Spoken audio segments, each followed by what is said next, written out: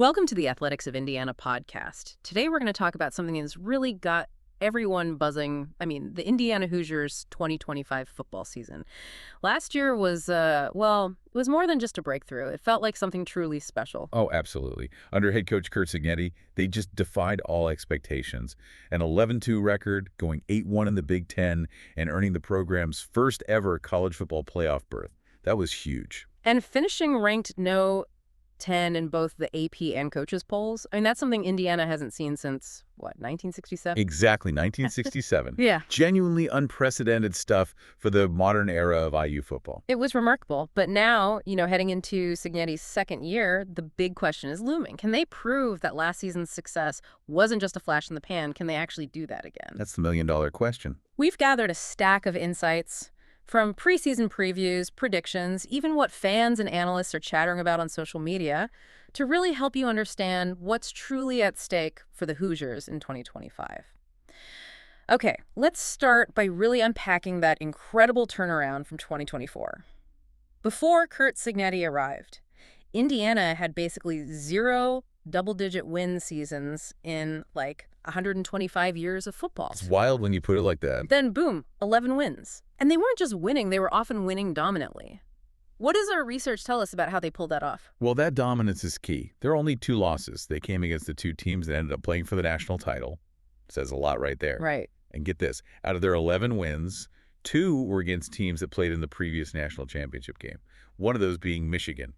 Ah, yes, the infamous Michigan game. Where, according to one of our sources, Michigan basically couldn't complete a forward pass against that Hoosier defense. It really highlights the quality of those wins, not just the number. Okay, here's where it gets really interesting, though, because there was quite a bit of, let's say, whining and fist-shaking, particularly from maybe some SEC types, about Indiana getting into the college football playoff over maybe an Alabama. Oh, yeah, that definitely stirred the pot. But what's fascinating here is the strong argument from one of our sources about whether Indiana actually deserved that spot. They make a really compelling case. The argument is essentially Indiana went 11-1 in the regular season, playing in a Power 2 conference. They earned it. Okay. The source argues that maybe the debate about SMU getting in over Alabama held more water, but Indiana, their resume, based on that 11-1 record and the way they won, was solid. So the source firmly believes the Hoosiers earned their spot. It does highlight just how big their accomplishment was, regardless of outside noise. Absolutely. It puts what they did into perspective. So the 2024 season was magical, no doubt. Even if, their schedule did get criticized for being a bit light, ranked 100th in ESPN's FPI strength of schedule. Right, the FTI, the Football Power Index. That was a knock against them. But 2025, it looks like a whole different animal schedule-wise. Oh, absolutely. Yeah. This 2025 schedule presents a significantly stiffer challenge. It's ranked 32nd nationally in difficulty. That's a massive jump. Okay, so how does it break down? They start with some non-conference games? Yeah, they open with 3 non-conference tune-ups, which they'll need. Old Dominion on August 30th, Kennesaw State September 6th, and then Indiana State on September 13th. Should be manageable starts. Okay, 3 neuro hopefully there. Then Big Ten play kicks off at home against Illinois on September 20th. That feels like a pretty crucial early test, doesn't it? Definitely. Especially setting the tone in conference play. Then it gets tough quickly. Road trips to Iowa on September 27th, and then, out to Oregon on October 11th. Wow, Iowa and Oregon on the road back-to-back, essentially. Those 2 games could really define the season early on. They absolutely could, and it doesn't let up much. Other key matchups include home games against Michigan State, UCLA, Wisconsin, and then more tough road tests at Maryland, at Penn State near the end of the season, and, of course, the old Oak and Bucket game at Purdue on November 29th. Yeah, this is a serious upgrade in difficulty, no question about it. It's a proper Big Ten gauntlet this year. All right, let's shift gears. Let's dive into what makes this team tick, what their core strengths are. Their defense, wow, it was the backbone last year, truly, and it looks like it could be elite again. It really was stellar. The defense finished 2nd nationally in total defense, just 256.3 yards per game allowed, and 6th in scoring defense at 15.6 points per game. That's elite territory. And the core is back, right? The front 7? It is loaded with talent. You've got edge rusher Mikhail Kamara, who had 10 sacks, 15 TFLs. All-American candidate, easily. Right. And linebacker Aiden Fisher, who led the team with a massive 118 tackles. Both guys are preseason All-Big Ten first-team selections. That's a heck of a foundation to build on. And the secondary isn't exactly weak either, is it? Not at all. You have shutdown corner D'Angelo Pons back, 3 interceptions, 9 pass breakups last year. Safety Amar Farrell, too. Plus, they've added talent through the portal like Amarian Knighton from Northern Illinois. It's deep. And crucially, the defensive coordinator, Bryant Haynes, is back. Continuity there has to be huge. Haynes' scheme, it just excels against the run. Think about this. Indiana only allowed 2 teams, Ohio State and Notre Dame, both top-tier programs, to rush for over 100 yards against them all last season. That's incredible. And Kamar himself basically said, the defense will be great against the run no matter what. That's confidence. Okay, so the defense looks locked and loaded. What about the offense? They're aiming for a balanced attack, right? With some explosive potential. Who are the playmakers to watch? Well, they bring back some key pieces at wide receiver. Elijah Surratt, almost 1,000 yards last year with 957. Omar Cooper Jr. had nearly 600 yards himself. Solid duo. And they've added transfers Mekhi Jackson and Jonathan Brady for depth. The running back room, though, that took some hits from departures. Yeah, Ellison and Lawton leaving is significant production gone. It is. But they've reloaded nicely. Roman Hemby comes in from Maryland.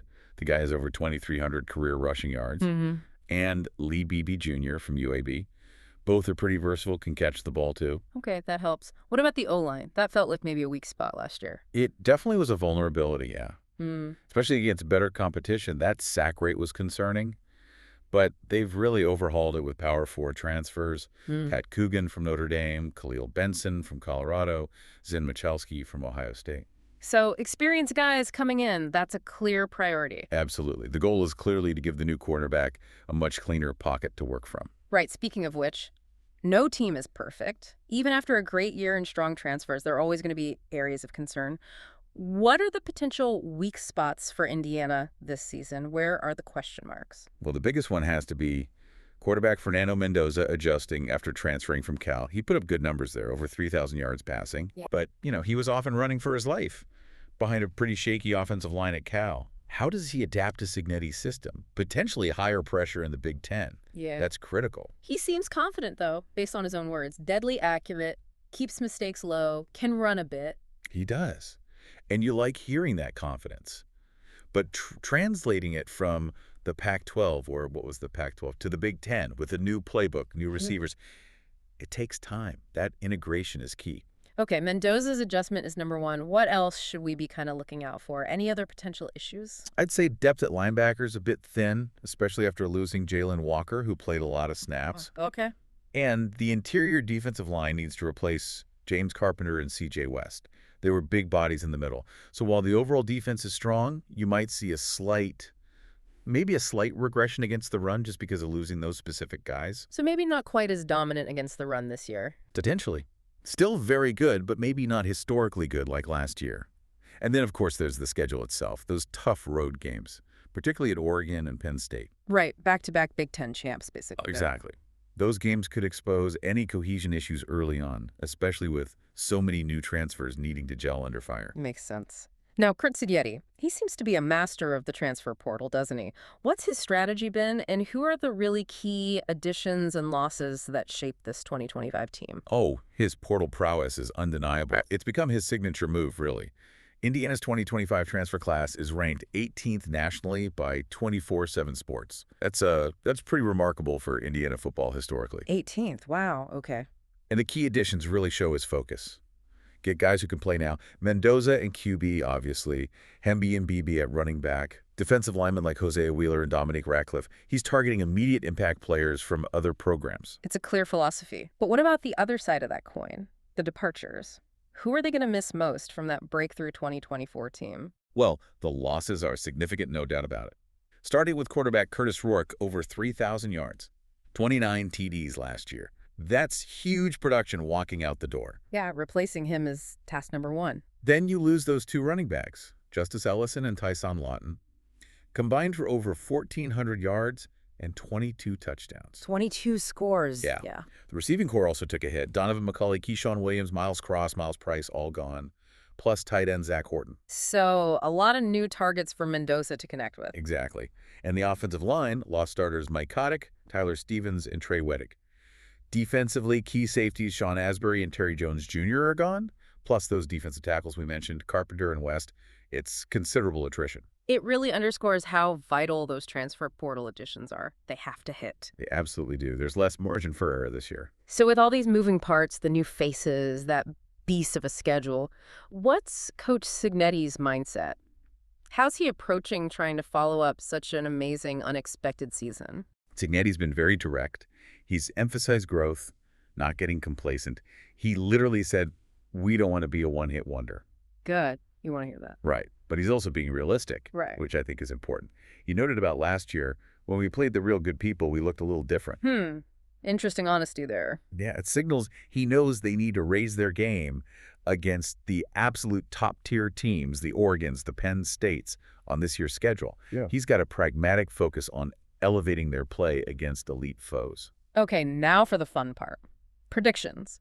Our sources, as expected, offer a bit of a range here on how the Hoosiers will do in 2025. And I got to tell you, after digging into all this, I'm feeling pretty optimistic, maybe even bullish. Oh, yeah. Lay it on us. Okay, look, I think they handle business in non-conference, go 3-0 easy. Then you look at the Big Ten slate. Illinois at home, Michigan State at home, UCLA at home, Maryland on the road, Wisconsin at home, Purdue on the road. Those are all winnable games for this team. I truly believe that. Even with that tough road stretch, I think they find a way to win a gritty one, maybe at Iowa. So I'm seeing losses only at Oregon and at Penn State. Put it all together, that's 9-3 overall, 6-3 in the Big Ten. 9-3. 9-3. That would mean back-to-back 9-win seasons for the first time ever in Indiana football history. Signetti's track record is insane, 11 wins or more in 4 of his last 6 years coaching. His schemes work. They dominated last year. I think he's genuinely making Indiana a football school now. Okay. I appreciate the enthusiasm. And look, Signetti's record speaks for itself. The turnaround was incredible. 9-3 is definitely plausible based on talent. However, Here comes the but. well, yeah. If we connect this back to the schedule reality, the question becomes, is that level of success, that 9-win mark, truly sustainable right away with this massive jump in schedule difficulty? You mentioned our primary source aligns with 9-3, which it does. Right. But other respected outlets are way more cautious. Athlon Sports pegs them like 5th in the Big Ten. Lindy's has them as low as 9th. Most win totals are hovering around 8.5. 9th. Wow, that feels low. It does, but it reflects the uncertainty. That leap from the 100th ranked schedule to 32nd, that is huge. It cannot be overstated. Yeah. Those road games at Oregon and Penn State, those aren't just tough games. Those are 2024 Big Ten championship game participants. True. And remember Signetti's own words. When we played the real good people, we looked a little different. With Mendoza still adjusting, key losses on the interior D-line. I just think a slightly more conservative view, maybe closer to that 8.5 wins, feels a bit more grounded in the face of that schedule. It's a much, much tougher landscape you're navigating. Okay. Point taken on the schedule. It's definitely the X factor. But whether they hit 9 wins or maybe a very respectable 8, the buzz around this program is undeniable, right? What are people saying? What's the vibe out there? Oh, the excitement is definitely palpable. You see outlets like Hoosier Huddle putting out podcast previews focusing on the defense, hyping up Fisher and Kamara. The fan base knows where the strength lies. Indiana football's official account keeps posting practice photos. Captioned, "Another day, same focus." Trying to project that intensity, that continuity. I saw a great quote, this one from analyst Ryan McDivitt. He quipped something like, "If Cam Cameron can show Wisconsin what's up, Kurt Signetti might as well cost Luke Fickell his job in Week 12 Cantrag IFA B." I mean, that's some bold fan optimism right there, calling shots. That is bold. It shows the level of belief Signetti has inspired. And then you have Locked On Hoosiers pointing out the AP preseason ranking, now 20. Right, ranked to start the year. But also highlighting that 3 of their opponents are currently ranked inside the top 15. Just keeps reinforcing that challenging path. And you even see fan accounts getting into it with national media, like one saying, essentially, people are reacting to Signetti's comments from weeks ago, but are they even paying attention to Indiana football now? There's this feeling of growing respect, but maybe still being slightly overlooked or underestimated nationally. Yeah, that chip on the shoulder might still be there. So, wrapping things up, the Indiana Hoosiers are heading into 2025 definitely reloaded with proven coaching and, yeah, maybe still with something to prove after that breakthrough season. They look absolutely primed to contend in the Big Ten again, maybe chase another playoff spot. The absolute key, though, is going to be navigating that significantly tougher schedule while keeping that culture, that identity that Signetti built so quickly last year, that magic needs to carry over against better teams. What really stands out to you after sifting through all this? For me, it's the potential for history. Back-to-back 9-win seasons, it's just never happened. But thinking about you, our listener, what would genuinely constitute a successful 2025 for Indiana in your eyes? Is it hitting that 9-win mark again, proving the doubters wrong? Is it actually contending for a Big Ten title deep into November? Or maybe is it just showing that last year wasn't lightning in a bottle, that Indiana is a consistently tough out now, regardless of the final win total? Definitely something to chew on as the season gets closer.